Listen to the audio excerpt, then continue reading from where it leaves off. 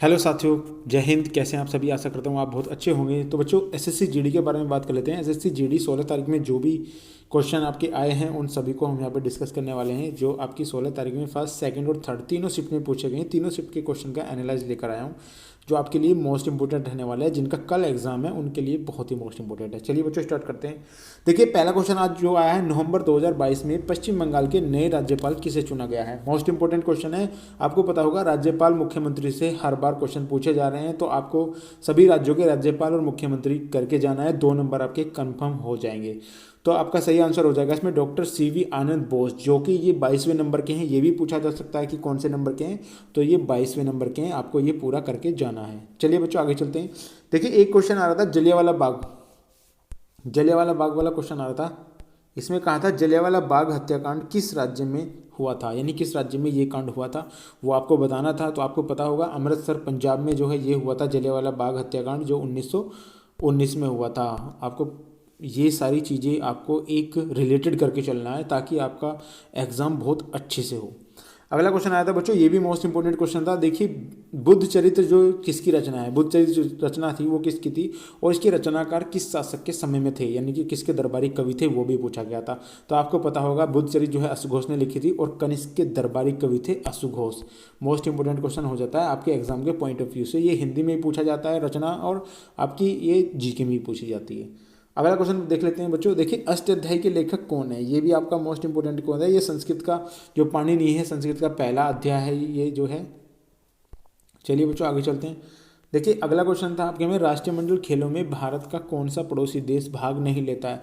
Most important question है। कई 4 question ऐसे दे रखे होंगे जो भाग लेते हैं, और उनमें से एक क्वेश्चन ऐसा था, जो एक ऑप्शन था कि चीन भारत राष्ट्रमंडल खेलों में भाग नहीं लेता। मोस्ट इंपोर्टेंट क्वेश्चन है आपके लिए आज का। आगे चलते हैं। देखिए, इनमें से कौन सा सौर मंडल का भारी जो है बाहरी ग्रह है। देखिए, आपको बता दूं, एक आंतरिक ग्रह होते हैं, एक बाहरी ग्रह होते हैं। तो बाहरी ग्रह में आपको बता रहा हूँ, और सारी बाकी आंतरिक होते हैं। बाहरी ग्रह में सारे बता दूं आपको, बृहस्पति, शनि, अरुण, वरुण, ये जो है बाहरी ग्रह हैं। और बाहरी ग्रह अंदर से ज़्यादा जो है भारी भी होते हैं। तो आपको बाहरी ग्रह पूछा था, हो सकता है आपकी शिफ्ट में अंदर वाला पूछ ले कि ये इनमें से कौन सा बाहरी ग्रह नहीं है, ऐसा पूछ सकता है। ठीक है, अगर अगले क्वेश्चन में चलते हैं। देखिए, जीएसटी की शुरुआत कब हुई थी। आपको पता होगा, जीएसटी गुड्स सर्विस टैक्स जो है ये भी बहुत ही मोस्ट इंपॉर्टेंट है, और बहुत ज़्यादा चर्चा में रहा हुआ है, इसलिए पूछा गया है। तो 1 जुलाई 2017 को जो है इसकी शुरुआत की गई थी बच्चों। तो ऐसे क्वेश्चन आपको बिल्कुल कंप्लीट करके जाना है। अगर 2 नंबर आपको चाहिए, देखिए 2 नंबर बहुत होते हैं। बहुत सारे बच्चे क्या करते हैं, एनालाइज नहीं देखते। एनालाइज ना देखने के प्रति आपको जो है ये इन चीज़ों से वंचित हो जाओगे, और जो आपके दोस्त हैं जो आपसे रिलेटेड रखते हैं वो एनालाइज देख रहे हैं, तो वो 2 नंबर ऊपर हो जाएंगे। इसी कारण आप बाद में ये कहोगे कि हम तो इतने नीचे रह गए, हमारा तो ये था वो था। तो ऐसा नहीं है। पेपर टाइम पे जो चीज़ आप पढ़ोगे, जो चीज़ सिलेबस से आ रही है, उस चीज़ को कंप्लीट करो बच्चों। आपको गारंटी देता हूँ आप बहुत ऊपर जाने वाले हैं। अगला क्वेश्चन है हमारा, वर्ष 1976 में संविधान संशोधन करके क्या जोड़ा गया था। डेफिनेटली पहले भी पूछा गया है, पहली शिफ्टों में यही क्वेश्चन पूछे गए हैं। घुमा फिरा के वही क्वेश्चन आ रहे हैं, तभी आपका लेवल एक सा हो रहा है। तो आपको सही पता होगा कि 10 जो मौलिक कर्तव्य वो जोड़े गए थे। उसमें पूछा गया था कि 1976 में कौन सी, मतलब प्रधानमंत्री कौन थी मौलिक कर्तव्य जोड़ने के समय। तो ये भी क्वेश्चन था, मतलब क्वेश्चन को रिलेट करके जो इन्होंने जो है पेपर छापा है और पेपर बनाया है। और इसी तरीके से पेपर बनाने का मकसद यही है कि पेपर ज़्यादा हार्ड ना हो। अगला क्वेश्चन है बच्चों, देखिए, घोड़े बेच के सोना मुहावरे का अर्थ क्या है। आपका सेकंड क्वेश्चन है, घोड़े बेच के सोना मुहावरे का क्या अर्थ है। तो आपको पता होगा कि ये है निश्चित होना, कि हम कोई निश्चित हैं, कोई दिक्कत नहीं है हमें। तीसरा क्वेश्चन आपका है, पौधे में क्लोरोप्लास्ट जो क्लोरोप्लास्ट का रंग कैसा होता है। तो हरा होता है। डेफिनेटली आपको इसमें बताने की ज़रूरत नहीं है। चलिए बच्चों, आगे चलते हैं। देखिए, अगला क्वेश्चन है, वर्ष 2001 में साहित्य अकादमी पुरस्कार किसे दिया गया था। बहुत ही अच्छा क्वेश्चन है।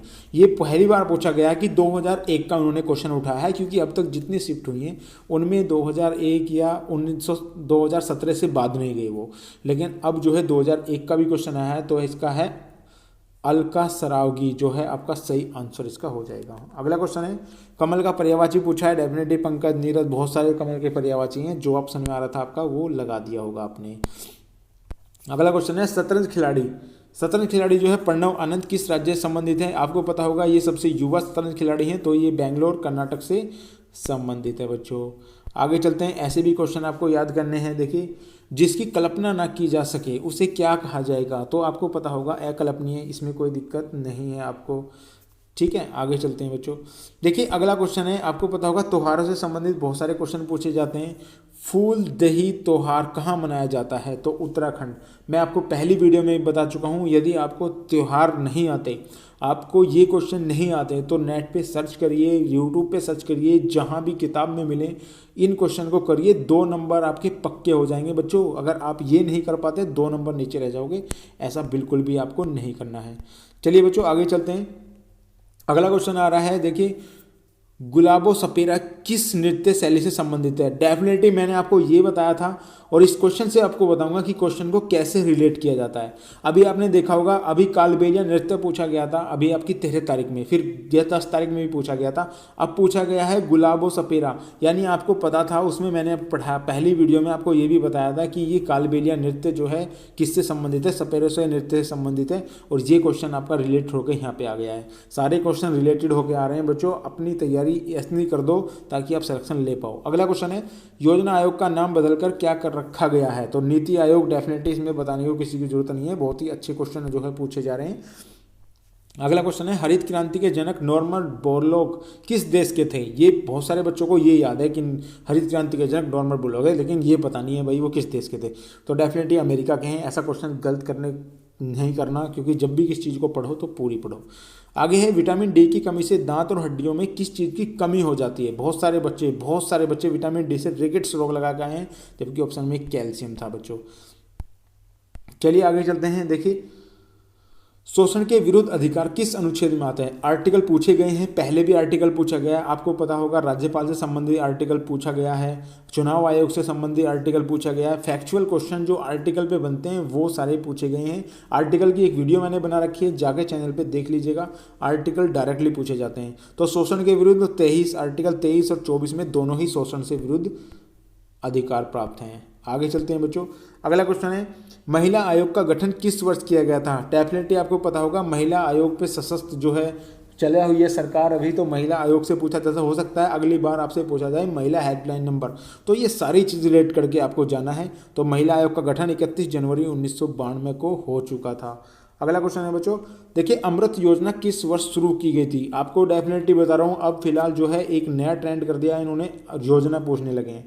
तो सारी योजनाओं को, जिनका पेपर है कल परसों पहले दिन जो भी पेपर हैं, तो सारी जो योजनाएं हैं उनको एक बार नज़र मार के जाना, ताकि उसमें से सवाल आप पे छूटे ना।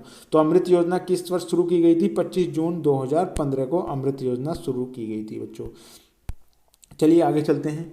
अगला क्वेश्चन है, पाटलिपुत्र से पहले जो मगध की राजधानी क्या थी। यानी पाटलिपुत्र थी पहले जो है, पाटलिपुत्र से पहले जो है मगध की राजधानी क्या थी।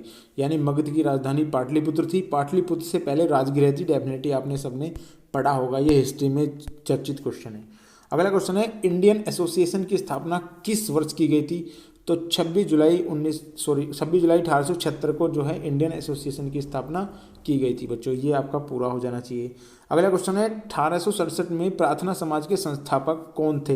तो आत्माराम पांडुरंग थे। तो प्रार्थना समाज के संस्थापक भी पूछे गए हैं। अब आपको क्या करना है, जितने भी संस्थापक हैं आपके, वो सारे उनकी डेट और संस्थापक दोनों याद करके जाना है, ताकि 2 नंबर आपके पक्के हो सकें बच्चों। ये बच्चों तीनों शिफ्ट के क्वेश्चन हैं, जब मिक्स करके बता रहा हूँ मैं आपको। किसी बच्चे को लगे कि एक ही शिफ्ट में ऐसे क्वेश्चन आए, बिल्कुल नहीं है। ये सारे तीनों शिफ्ट के कंबाइंड क्वेश्चन मैं आपको बता रहा हूँ। आगे चलते हैं बच्चों।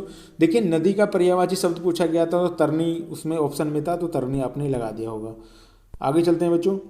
देखिए अगला क्वेश्चन है, गागर में सागर भरना मुहावरे का क्या अर्थ है। तो थोड़े में बहुत कह देना, समझ रहे हो आप बात को। ऐसे सवाल आप कर सकते हैं। तो बच्चों ये थे हमारे टॉप क्वेश्चन। तो इसकी अगर आपको पीडीएफ चाहिए तो आप टेलीग्राम पे जुड़ जाइए, मैं वहाँ पे जाके आपको डायरेक्टली पीडीएफ इसकी प्रोवाइड करा दूंगा। बच्चों तैयारी अच्छी करिए, ताकि आप अच्छे तरीके से पढ़ें और एक रोजगार ले पाएँ। तो thank you for watching this video पसंद आए तो लाइक शेयर सब्सक्राइब करना ना भूलें दोस्तों। धन्यवाद।